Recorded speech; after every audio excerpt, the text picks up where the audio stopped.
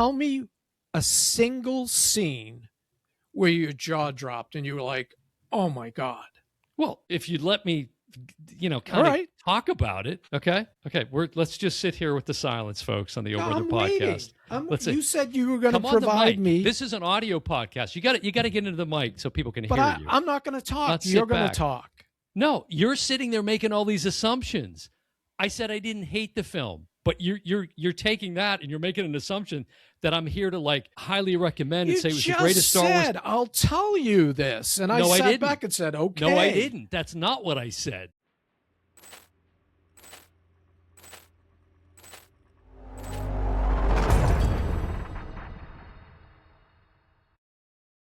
Welcome to the Your Brother Podcast. I'm your host, Dan Smith. Alongside me, as always, my brother from the same mother, Mike Smith. Hey, Dan, happy Memorial Day, and happy Memorial Day to everyone out there. Yeah, happy Memorial Day weekend. We're at the end of it here on actual Memorial Day. We're recording this. I saw The Mandalorian and Grogu opening night on the 22nd. And I've just seen saw it last night, right? In a matter of hours. Yeah, you saw it last night. Yeah. So it came out May 22nd, 2026. Now, we've been talking about this for the last 7 months because we did 3 different episodes reacting to the different trailers that had come out. Wow. And yeah, we did 3 of them. The most recent was just a month ago when the final trailer had dropped. And I went back and looked and took a listen to the first looks, and there were some interesting things. You kind of forget some of the predictions you make or just comments you make or whatever. And in this case, it was interesting because there was a few things. One, I predicted, and it's just been out for the weekend, so I don't jump ahead, but I predicted it was going to destroy the box office, is what I said. And I think I meant opening weekend pretty much by the time that, and today isn't quite in the bag. There's still some showings, obviously. They're estimating 163. That's pretty close. Yeah, 165 is actually, if you look at Box Office Mojo. But anyways, so that was one thing.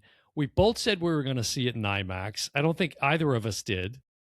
Right. Okay. And then there was, we were speculating on the physical acting of Pedro Pascal and whether or not we would get any of that, because as the seasons of The Mandalorian progressed, he became less and less featured in the suit, if you will.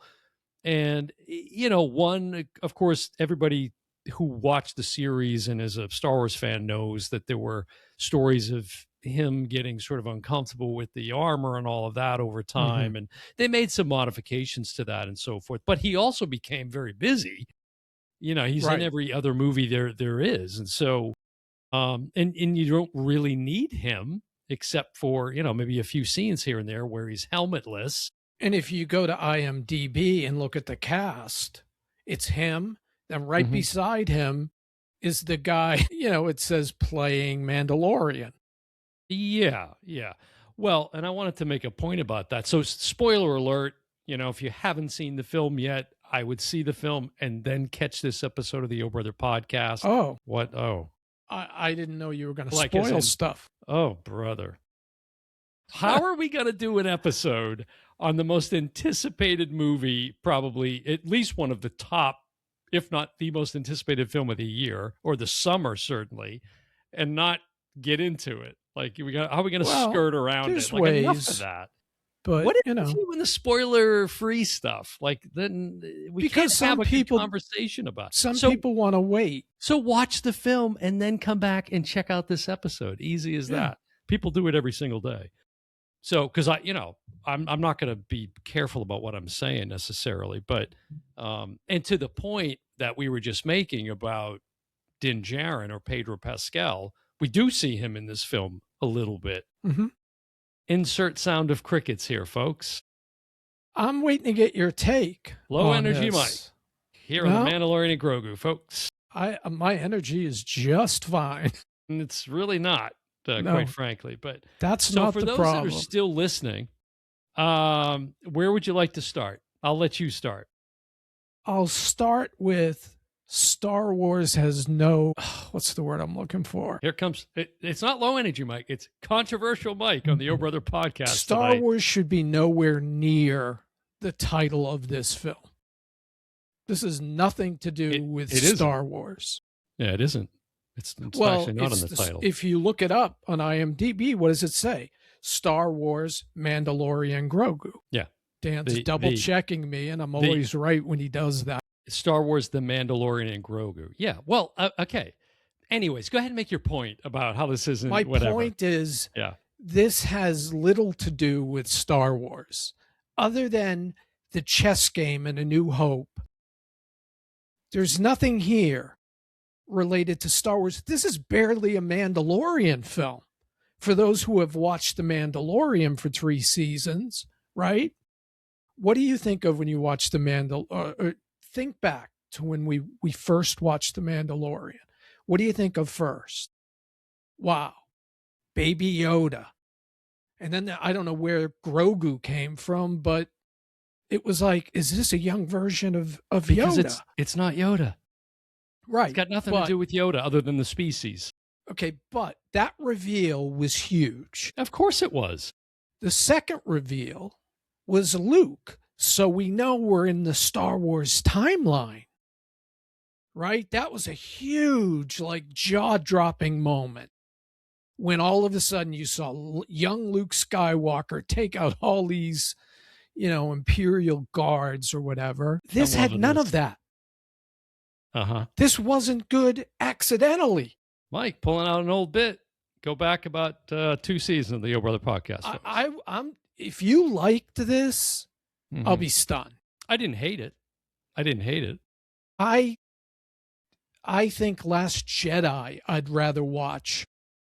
Yeah. In fact, if it wasn't for the show, you're just pulling the contrarian take here. No, if it wasn't for the show, I would have walked out. Yeah. See, this is the problem: is people can't just go and enjoy the film for what it is, right? It wasn't purporting to be a continuation of the Skywalker saga or like any of those things. This is a Mandalorian and Grogu story. This is what you're getting. That's exactly what you're getting.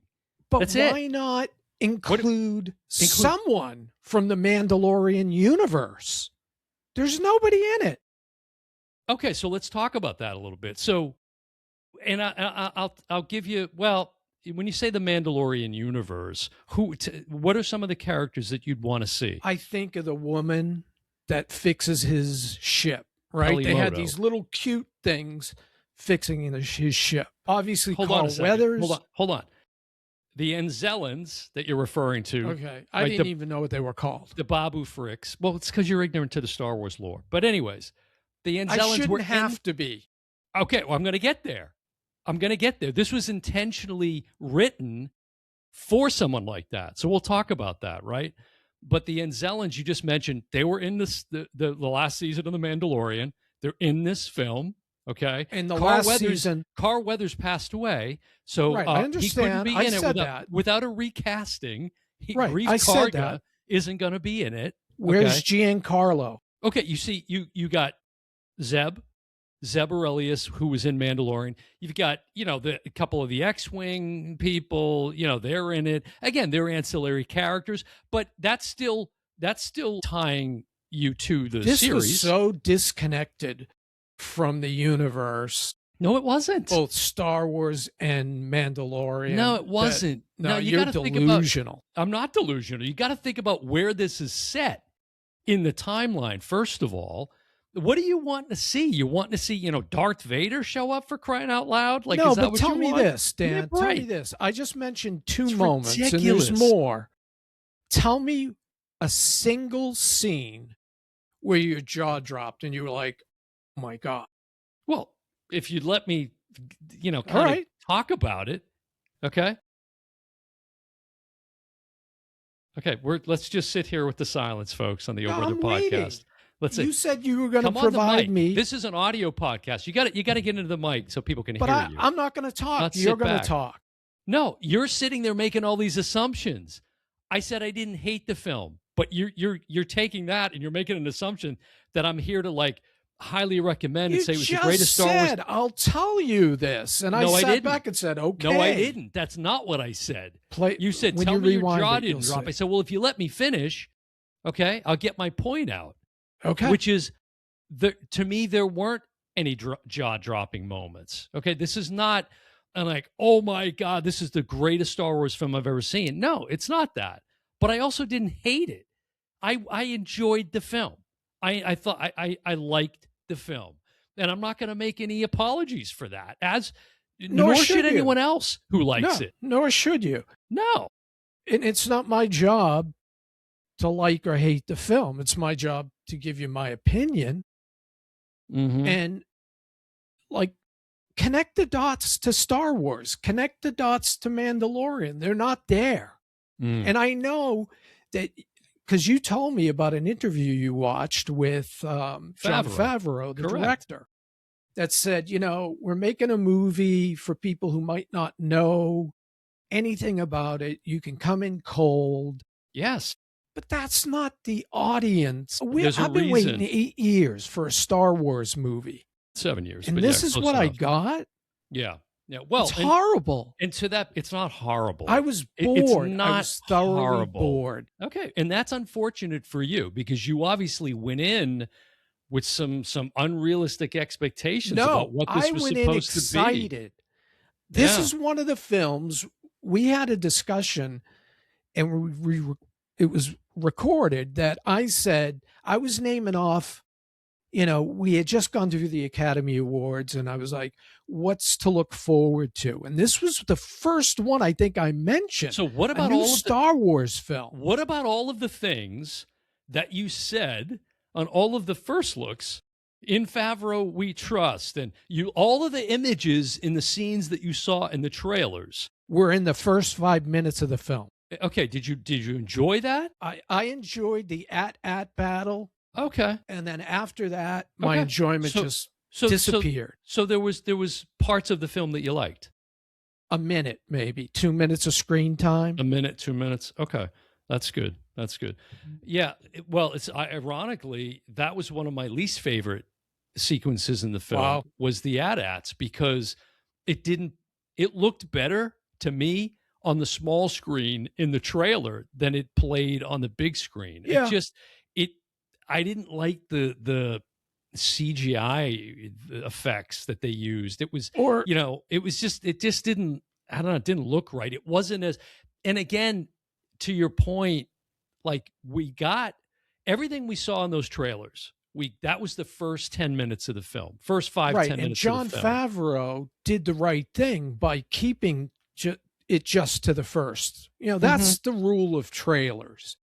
We complained about Mission Impossible because it gave away a huge scene that didn't come till the end of the film, and it took us out of the movie because we were waiting for that scene. Well, so for those that know or don't know, right? Like the fourth season of Mandalorian was already in the bag. It was already written. Right. And then you've got the strikes happen and all these things happen. And they go and they look and they see what they have because they're approached by, I think, Kathleen Kennedy to say, hey, can we get a film here? It's been a while. Let's pivot and see if we can get a film out. They can't based on what they've got written for that. So they have to start over. Right. And part of that approach, as I said, and you commented on, was Favreau at least maybe not wanting it to be tied so heavily to the insider perspective, right? That you got to know everything about the universe, that you could come in, maybe never having seen a Star Wars film before. Now, you don't have to like that approach, but that's how he approached it. And I think in that respect, it probably serves its purpose. But to your point at the beginning, as a hardcore, diehard Star Wars fan, you're much more than me. You're maybe not going to be as satisfied as you hoped you might be. Perhaps. And I think there'll be plenty of people that'll be sour about it. The critics are certainly mixed and mostly sour about it. The audience is pretty solid. It's. And I know what you just said about Favreau starting from the ground up, but as I was watching this, I couldn't help but think, yeah, I could see that being an episode, that being an episode. I could see them doing this for the small screen, Yeah, and it might have been better. It does play out like a long episode of The Yeah, Mandalorian. It yeah, does. It does. But there were a lot of things about it I loved. Like, the most obvious is, I don't care what you say, but the star of the show is Grogu. Like, that's the star of the show. Anytime Grogu shows up, does something cute, like whatever it is, it's a winner. It's just yeah. a But winner in every sequence. and I don't know if it was Ahsoka. I think it was Boba Fett, Book of Boba Fett, right? Where Mhm. people forget, they remember the Luke reveal in The Mandalorian, but they forget that in Boba Fett, Luke starts to train Grogu, and he's in the middle of training. Don't you think that character should have evolved other than a cute punchline, which is all he was in the movie? No, he And I wasn't. I purposely was viewing, because my theater was pretty full, As was and mine. I was looking for reactions, and nobody was reacting to it. Yeah, well, I'll tell you, mine got a round of applause at the end. Wow. Yeah. Mine actually got booed. Oh, bullshit. I'm It did not not kidding. get booed. You know I'm what? not That's kidding. such People, as soon horse as the crap. credits came up, I'm That not is even such- kidding. There's no way that's possible at all. I'm not buying that at all. Okay, I'm not buying that it got I'll give you cheered then. I'll give you credit on the title. I'm not going to give you credit that everybody booed. I mean, come on. I've never every Star Wars film I've seen in the since the Force Awakens, basically, that's been how the crowds reacted at the end. With now I can't remember Last Jedi whether or not No, I there might have been doubt some that. boos there, Yeah. but no, I mean it was the audience I went with, which Like, was my audience clearly was with me. They clearly did. And I sat there as they were walking out, did you and it was a interview them? younger audience, I Take a would poll? say. Uh-huh. And they were just like, man, what? Really? Is that what they were saying? Yeah. Mike was They was were just tuned in. kind of groaning. You were out in the parking lot and gone by the time anybody got No, up. Let's I be sat honest. there. Yeah. I wanted to hear comments. I couldn't make out any specific comments, Yeah. but I could tell people were definitely disappointed. Yeah. Again, I didn't. Now, I should give a little bit more context on my experience because I was up against the clock to get there and see it. And I was literally sitting down in my seat, and the opening title card was up on the screen. So I was like, oh, man. Here I was when we saw Michael, I was complaining about 20 minutes solid of previews. I didn't get that here. So I did. I just made it. Yeah. And right away, as we talked about, I was like, oh yeah, I've seen all this. But again, that was good. I'm like, okay, so now I've got, a good hour and a half plus of new material that I haven't seen. So I was at least looking forward to that. But yeah, there was a lot of things, I didn't love the Rotta the Hutt character, like being like Arnold Schwarzenegger. It was Plus, bizarre. he's more articulate than I am. Yeah. Right? What Yeah. happened to Huttonese? Yeah. They just threw it out the window. Mike playing off his Mike just looked up Wikipedia before the episode.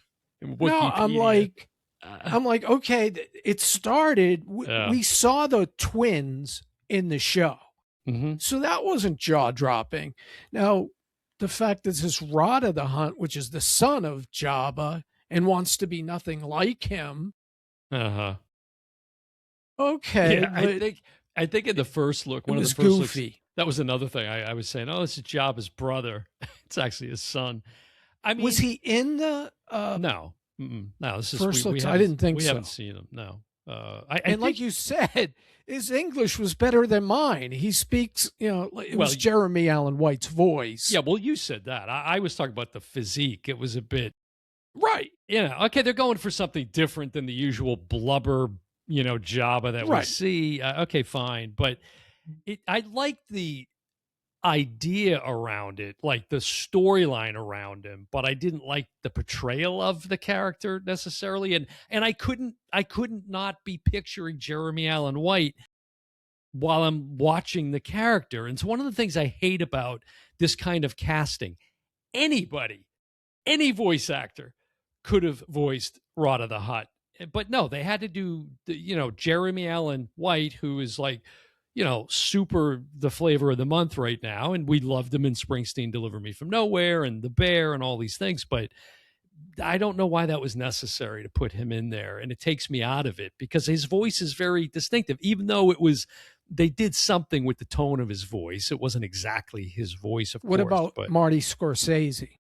Yeah, well, we commented on that with the first look. We thought, right. And it was fun. It was cute. It was a fun little scene. He was fine. Yeah, it was fine. I had no problem with that. Sigourney Weaver's character, she was great. I had no problem with Sigourney or that character for that matter. Now, you mentioned at the very beginning about Pedro Pascal and the billing. This was one of the things that I really thought was cool about it was right in the beginning, you see Pedro Pascal, and then the next two names you see are Brandon Wayne and then Lateef Crowder. These are the two guys that also play. Now, there's others, but these are the two other main guys that play the physical Mando. So one, and you bring that up, that was odd in the sense that it came at the beginning. I don't think, and you'll know better than me, I don't think any other Star Wars movie had credits at the beginning. Yeah, well, it didn't even have the typical scroll, which bummed me out. Right. There was none of that. It was just like there was something static, that flashed up, yeah, which is more reminiscent of what we get with Mandalorian. But again, to tie it into Star Wars. To your point, give us the scroll. Where's the scroll, man? I need the scroll. Maybe because they couldn't come up with a good enough one based on this thin storyline that they had. And it is a very simple story, and that can be a pro and a con. Here, you're going to certainly argue that it's a con. In some ways, I'd argue it's a pro because it's not a gazillion characters that you have to know or figure out. It's a very straightforward, simple plot here, right? With the Mandalorian working for the New Republic, he's out on a mission with Grogu. It's a very straightforward plot. And there was zero surprises. I mean, that's what bothered me more than anything. Yeah, I don't disagree. The people with that. who brought you, Luke, I am your father, and all these unbelievable jaw-dropping moments, can't even come up with a simple surprise. And there's nothing that surprised me. I don't disagree with that. No, I don't disagree with that. Again, I didn't say there was any jaw-dropping moments for me. You just kind of jumped on me and thought and assumed, and I don't. It's a point I was making. But I did there were a lot of moments I liked. There was a lot of sweet moments. I love. Again, it's a cash cow with Grogu, in my opinion. And there were some really sweet moments with him, some funny moments too, which, again, we've come to be familiar with that in the series, right? In the Disney Plus series. But don't you think his character should be more developed by now? In what sense? In the sense that he has powers. At one scene, he's trying to start up the ship, and instead he's shooting off missiles. That was done for cuteness. And I was like, it's not cute. You did that already in the show. Yeah, but he's not that fun. You got to think about it. He's just been riding with the Mandalorian. And you got to think of where we left him at the end of season 3. He's out there in the brook, chasing frogs or whatever. Like, he's still, relatively speaking, in the universe, a kid. He's not this all-powerful, but he showed at moments in the series. Sure. He has shown moments of that. Correct. None of that was in the film. But yes, it was. But they also, in the series, it also shows how when he had demonstrated those powers, it wore him out too. Like, it completely destroyed him, right? But in this, you've got, he literally saves Mando's ass in the film. He completely saves his ass. Yeah, and did you think he was going to die? Did you have any inkling he might not make it? Of course not. It's drama.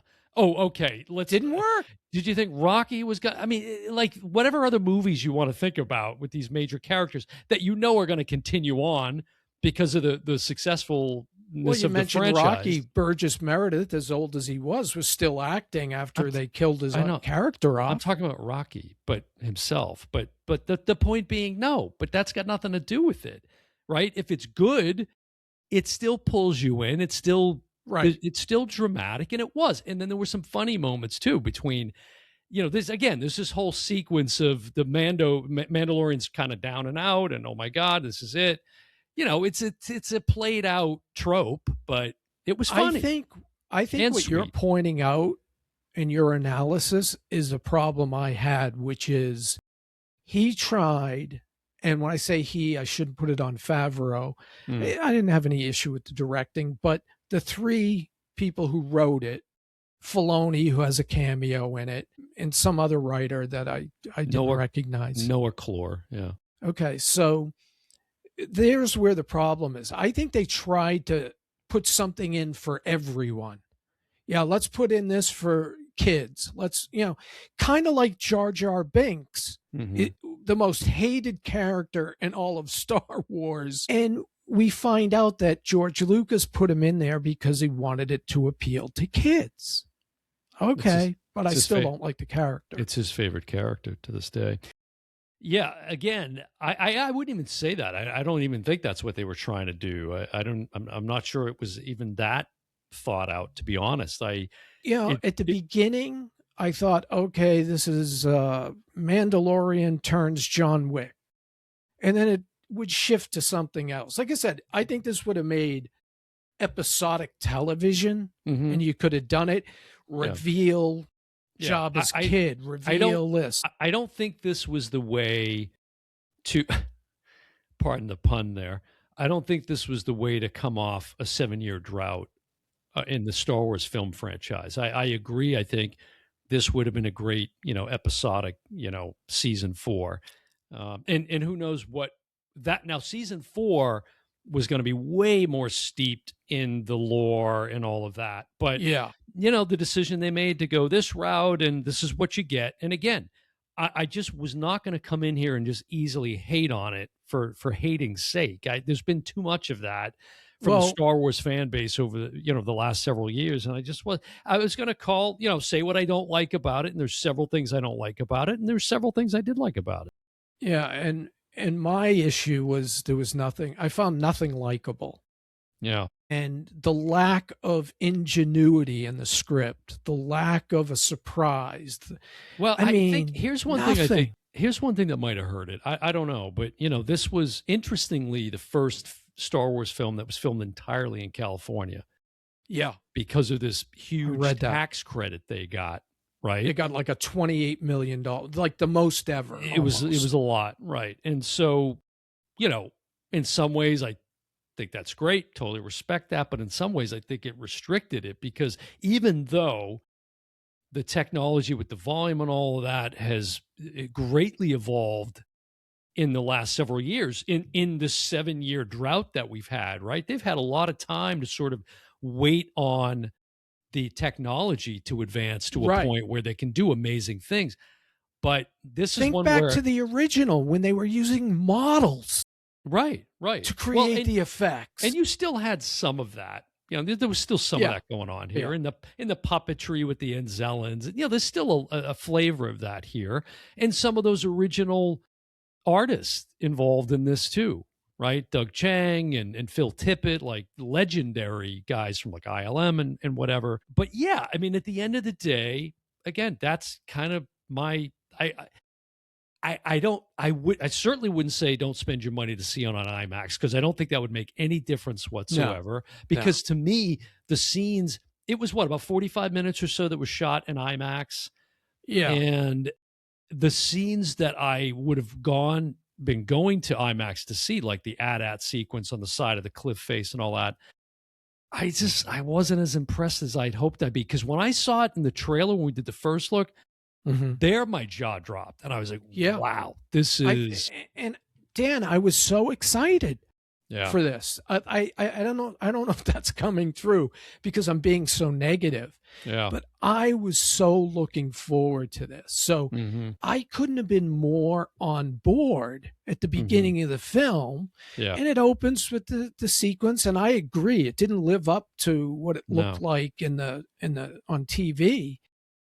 But I just couldn't believe halfway through, I was just thoroughly bored. I think you should have, tempered your expectations more. Unfortunately, But that might have helped. I don't know. But, maybe because, like, Rogue One, Solo, those are the two non-Skywalker films. And I love both of them, right? We've done an episode, Why You Should Like Solo.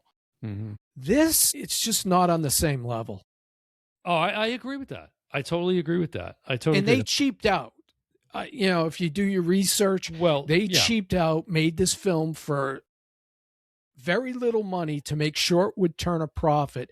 So not Chapek, but the guy that took his job back again, Bob Iger. Yeah, this got Bob Iger's prints all over. Yeah, well, yeah. Again, I can't argue with any of that. Honestly, I think the budget probably should have been 200+ million, but it was more like probably 150, 100, somewhere around there. Because we all in marketing would have probably 300 something million, whatever. And they definitely huge, definitely a marketing cap. They were definitely pushing this film. It was everywhere, commercials Burger galore. King. The Super Bowl ad, like all the things, right? A film has to make, people don't understand this, but a film has to make 2.5 times what it cost in order to turn a profit. That's why the very good Mission Impossible finale, which I thought was great, and it made 750 million, didn't turn a profit. Yeah, I think shocking. I think we can both agree they would have been better served to, honestly, I would have rather have waited another year or so and just have this return as an episodic. I agree with season that 100%. Right. And I'm sorry, say what you want, but this whole, Kathleen Kennedy push to and Iger supporting it too, with let's get away from the Skywalker saga, blah, blah. They want anything to do with that. Okay. That's why this franchise has been as successful as it is, or has been, is because of that storyline threaded throughout. And so I kind of agree. Like, you think of it, what is it, Starfighter? Is that the name of the Ryan Reynolds one we've got? Or Ryan Gosling, rather? Ryan Gosling. I do that all the time with the two of them. But coming up in a year. Yeah. But we have to wait another year. And I hope Sean Levy looks at this. And I'll tell you, Dan, The Tell is going to be next week's box office. There was another thing from the first look that made me laugh. Hearing you say Dan Levy. You said not Sean Levy. You said Dan Levy, Eugene Levy's kid, and we never corrected it on the episode. But yeah, it makes me nervous. It makes me nervous that it could be just another one of these. That's what and who's in charge? But Filoni. He was a crony to Kathleen Kennedy and George Lucas. Now, he's the right pick being closest to Lucas. But he wrote this. He's one of the writers. Well, it's his universe now. Certainly he should have never let this go out. Well, certainly when it comes to animation, that's Dave's wheelhouse. Right, like, which I have no interest in. I got through the Maul series, and that was awesome. That was awesome. So that I would recommend people check out is the Shadow Lord, the Darth Maul series. But and this one, I'll bring up there's a tournament battle, right, that they did in Thor Ragnarok really good. You're talking about in this film? In this film. Right, with Rotta the Hutt. He's a pit fighter. Right, he's a pit fighter. And when all those characters come in, those are characters from the chess game that they're playing in 3D holographic in the first movie. Yeah. That's like the only thing that touched Star Wars for me. And it wasn't, I'm not that big a buff to even know that. I had to read that. Yeah, and that to me was like minor. But yeah, I just didn't like the portrayal of that character, quite frankly. So it's a mixed bag for me. Again, I certainly didn't despise it, but there's things in The Last Jedi that I like that I hated more than anything in this. Let's also talk about the worst moments. But yeah, exactly. Here's what I didn't like. But I also, there's things, again, I've said this on the air, I've said it, in off mic, is The Last Jedi. There's plenty of things in The Last Jedi that I really like, Well, so it's connected at least. it's connected, sure. Still sure. got Harrison maybe, Ford. You still got these characters we can connect to. And maybe that's the key ingredient is that storyline that threads throughout. I mean, that's what we grew up on. That's why the reveal of Luke in Mando was so powerful. But they kind of screwed that up. And they reversed engineered Rogue One and made it into a TV show, right? And it was wildly good. Mm-hmm.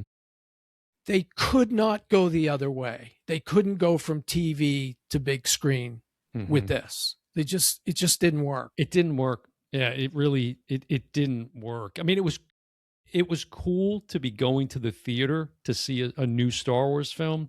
Yeah. But yeah, it didn't fulfill that expectation. And I'm on a different rung than you because really I was so excited. I'm such a fan of Favreau. I was looking forward to this. So yeah, with each passing moment, I kept getting more and more bored. Instead of circling back to the same story, which they actually did. They actually completed a story and then circled back to it. Yeah, I don't know why. Again, I'm not sure what else you would have pulled in from the 3 Mando seasons we already got. You don't have Carl Weathers, right? You don't have Grief Karga. I don't want to see a recasting. I'm not a huge fan of that, even though that's coming in Ahsoka. Where's Bo-Katan? Yeah, where's Giancarlo?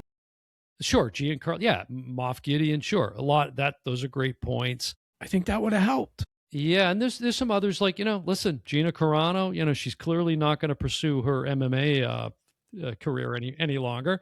But 17 seconds was. But there's rumors that her and Favreau have already been discussing her return to Star Wars, and I'd be totally down for that. Yeah. I liked her character. I'd love to see her back.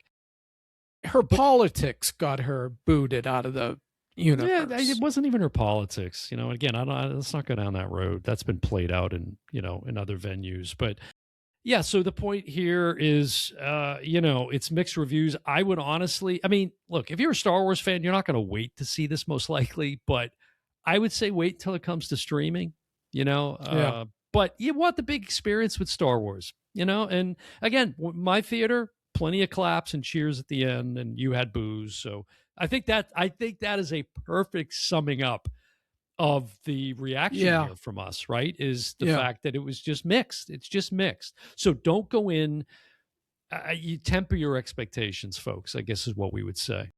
Which I hate saying that because me too. I myself had such big expectations and I put a lot on Favreau. It's hard not to. 7 years it's been. 7 years. 7 years. I don't know what's planned for the Ryan Gosling one, but and here's another thing too, right? But okay, Last Jedi, whatever, say what you want. But with Force Awakens and The Rise of Skywalker, which I liked as well, I didn't hate on. I thought what Abrams did with that last one was everything that I wanted and kind of needed in that summing up of the sequel trilogy. He kind of needed to fix something that another guy broke. Kind of, yeah. And I thought that he did. It was satisfying to me. But just when we get comfortable and start embracing those characters, Poe Dameron, right, and the whole bunch, they've screwed that up. Right? The Rey film is on, it's off, it's on, it's off. Right. John, the actor's last name. It was so hard to latch on to those actors, John given Boyega. We had, given it was the big 3 for so long. Right. But here's another, okay. And, I can BB-8, it had all of the ingredients. It had the ingredients. And that you could play that out you could have played that out easily for another 6 films. Just like we got with the first 3, the prequel, the OG and then the sequel. But I don't know where that's at. That may never come back around again, which is terrible. I recently heard it was dead. That's very sad. And that's Yeah. kind of what they need right now. That's really what could They potentially. need a familiar. Yeah. I mean, Daisy Ridley's a Skywalker. What Well, better way to get into the universe? well, you know, as you said, let's see what happens week 2 here with the box office, because that's going to probably largely determine where they, because, you know, Iger in particular, when he's been at the helm, it's let's announce the next 10 Star Wars movies 40 years into the future, not deliver on 2/3 of them. And the ones Right. we do deliver on are usually pretty unsatisfying, right? Yeah. Yeah. And so I don't know. It feels like they're getting lazy because of the success of the streaming series.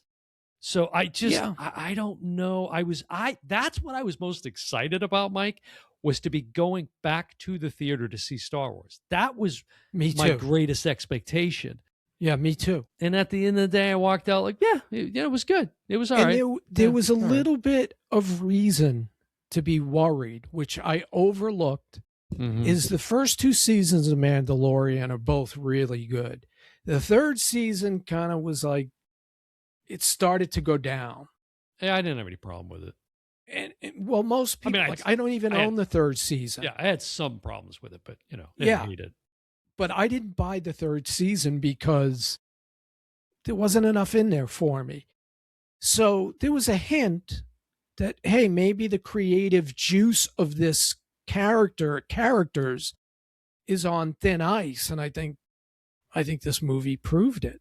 Yeah, super unfortunate. I mean, this is not what you want to come on No. and be expressing after seeing a Star Wars film, the first in 7 years, folks. In 7 years. And this is what, it just proves that Disney can't handle. George Lucas needs to buy this back and get us on track. I couldn't agree more.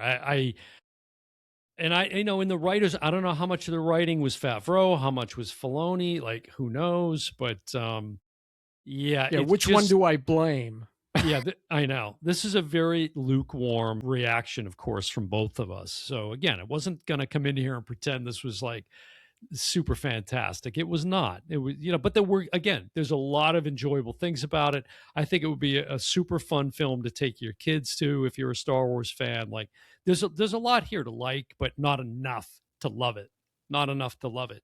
And that should be a given with Star Wars. I mean, it's how do you screw that IP up? And Disney has really they've figured out how to screw it up. They've done a number on it. Both for sure. in some of the shows and in the park experience. Let's not even get into that, right? Go back to the episodes we've done on Disney and you'll hear it, folks. But it's playing out there too, Mike. You go and, they finally, here's another great example. They finally caved in and they've given us the original characters in Galaxy's Edge now, right? You can go and see Han Solo and Luke and Leia and say what you want about the portrayals of them. But okay, they're finally embracing that. How many years did it take? Ridiculous. Ridiculous. And they're doing makeovers all around the 4 parks, but it's a little too late for that. For those of us who were diehard Disney fans, we got bored. It feels very disingenuous, yeah. So yeah, and that's a cash cow, Dan. Yeah. It's one thing about the movies. They're hit and miss. Mm-hmm. Sometimes they make money, sometimes they lose money. But the parks consistently make money. And they've been ignoring them for years. It took Universal, I think, to wake them up. Yeah, it's shocking considering the cost still that it is to go there. Shocking. I mean, you got a family going there? Wow, I don't know how you do it. But anyways, well, there you go. Very mixed here. Not what we were hoping for sure. But I don't know. It makes me really kind of nervous now, like you said, what to look forward to for, the Starfighter film. Ryan Gosling, as good as he is, he's got to have a story to work with. It's got to be, it's got to be a good story there.